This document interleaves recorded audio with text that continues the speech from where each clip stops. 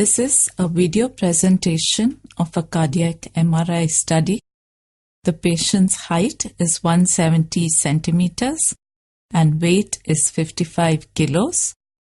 This is important to calculate the body surface area. The patient is 19 years old and suspected to have ARVD. 3 ECG electrodes are placed on the chest after shaving.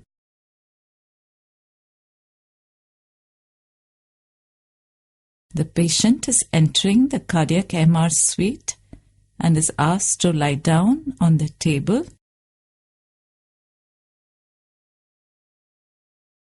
The ECG electrodes are connected to a Bluetooth device and there is a respiratory bellow for respiratory monitoring.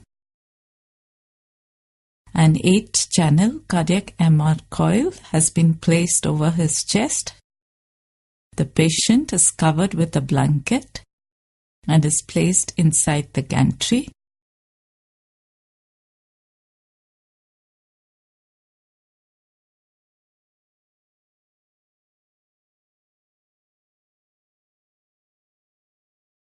Respiratory monitoring and ECG monitoring is done.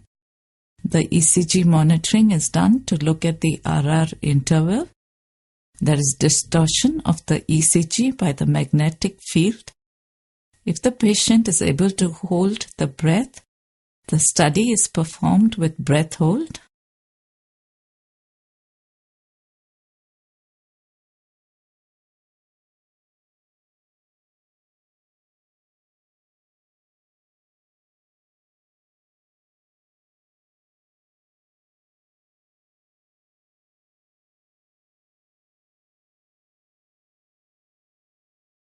Sagittal, coronal and axial images are obtained using these 3 localizers, and SSFP true axial images are obtained through the thorax from the apex of the thorax to the diaphragm. This initial sequence is good for looking at the mediastinal structures, the heart, vascular structures, and the lung fields. The right atrium and right ventricle are moderately dilated. The wall of the RV shows crenations.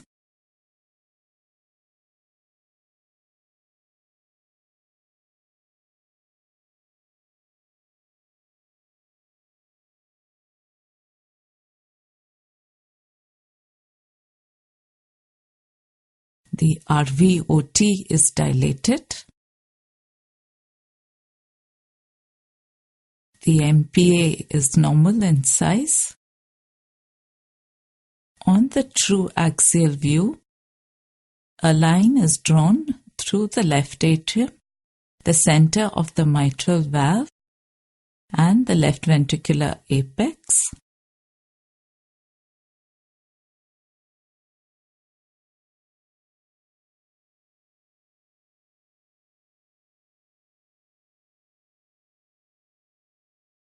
To obtain an approximate 2-chamber view, in this approximate 2-chamber view, a line is drawn through the left atrium, center of the mitral valve, and the LV apex.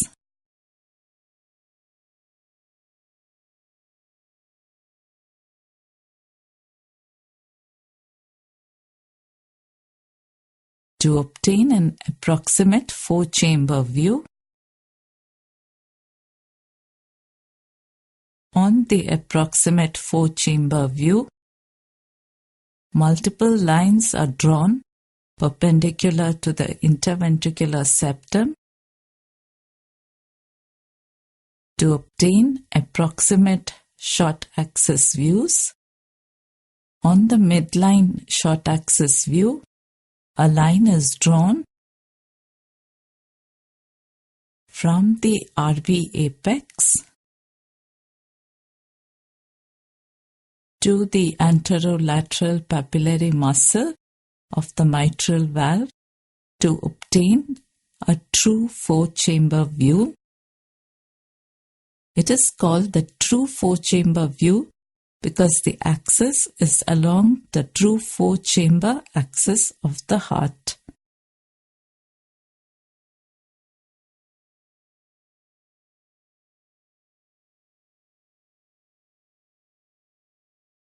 While planning on the short axis view at the basal level, care must be taken not to include the aorta, otherwise a five-chamber view will be obtained where the aorta is also visualized.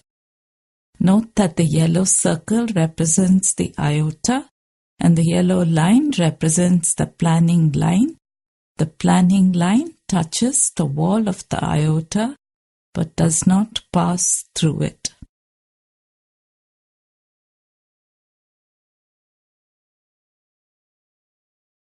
A true two-chamber view plan is planned on the true four-chamber view by drawing a line through the left atrium, mitral valve, and the LV apex.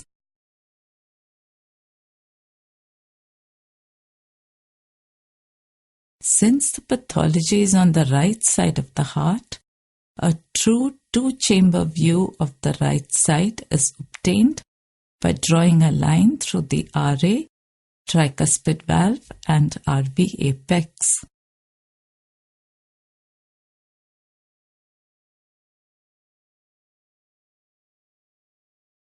This is the right atrium, the right ventricle, and the RVOT. Look at the planning for the true short axis. Lines are drawn perpendicular to the interventricular septum. Slice thickness is 6 millimeters and 10 slices are drawn from the base to the apex.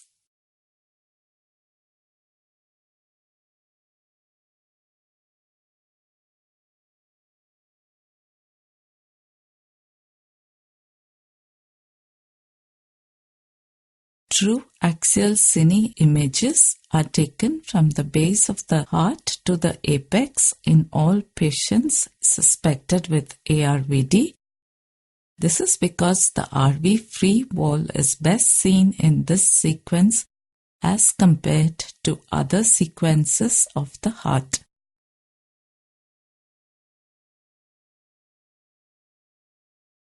This is the SVC, the ascending aorta, the RVOT, the right pulmonary artery, and the descending aorta. This is the dilated RVOT, the right atrium and right ventricle are moderately dilated. There are crenations on the RV wall. There is focal aneurysmal outpouching and areas of dyskinesia. Next, we move to the planning of the LVOT. A line is drawn through the center of the aortic valve and the left ventricle. Note the left atrium, left ventricle, and aorta. In the second LVOT view, a line is drawn through the aorta on the first LVOT view, the left ventricle, and the aorta are well visualized on this view. Note the planning for the RVOT view. On the true axial sequence, a line is drawn through the main pulmonary artery to obtain images of the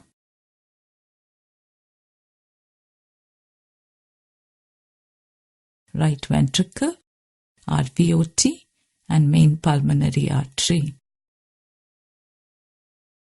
After the routine sequences, gadolinium is injected at a dose of 0.1 to 0.2 millimoles per kg body weight.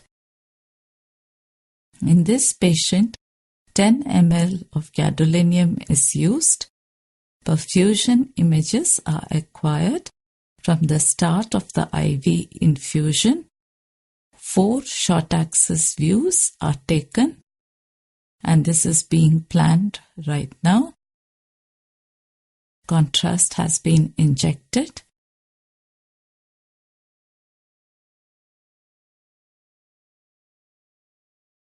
And is now appearing in the right ventricle. The left ventricle is still dark.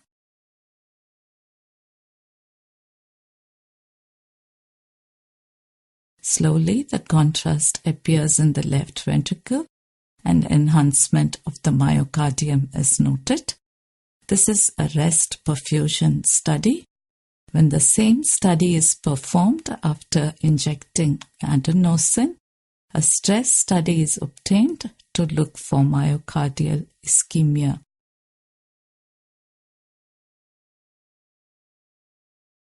Following this, a delayed hyperenhancement scan is done 10 minutes after the injection of gadolinium. A time of inversion scan is obtained. A single midline short axis image is taken.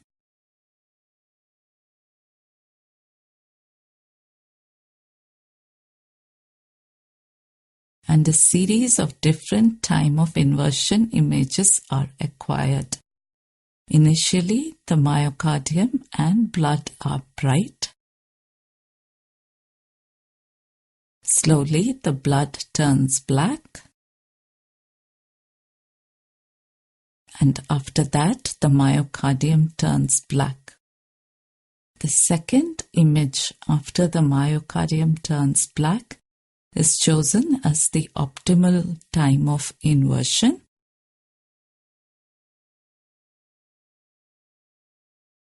In this study, it is approximately 340 milliseconds.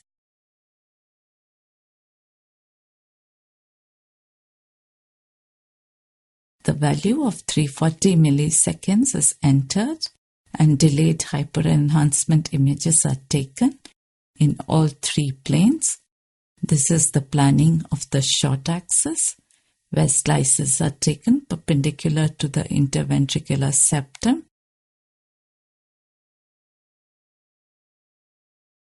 Both magnitude and PSIR images are obtained.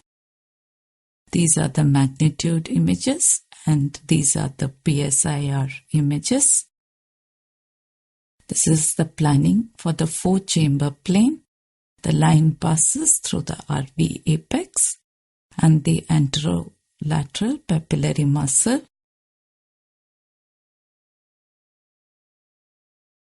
Magnitude as well as phase-sensitive inversion recovery images are obtained, following which a delayed hyperenhancement scan is done in the 2-chamber view. A line is drawn through the left atrium, center of the mitral valve, and LV apex. The 2-chamber view is obtained in both magnitude and PSIR images. Note the optimal nulling the myocardium. With this sequence, the study is over. The images are transferred to the workstation for calculation of the RV and LV function.